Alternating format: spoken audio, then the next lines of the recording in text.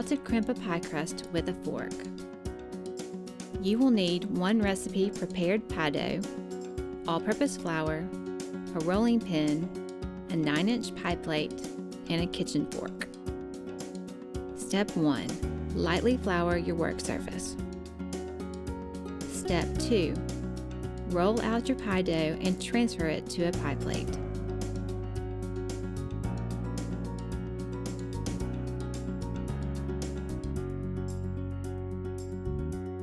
Step 3.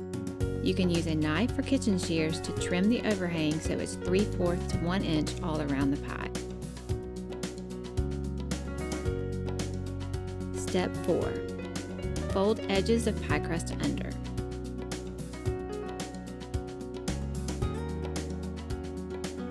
Step 5. Hold a fork at a slight angle to the edge of the pie. Lightly press tines of fork into the pastry.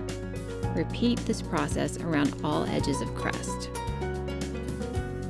This is a quick and easy way to make a decorative pie crust.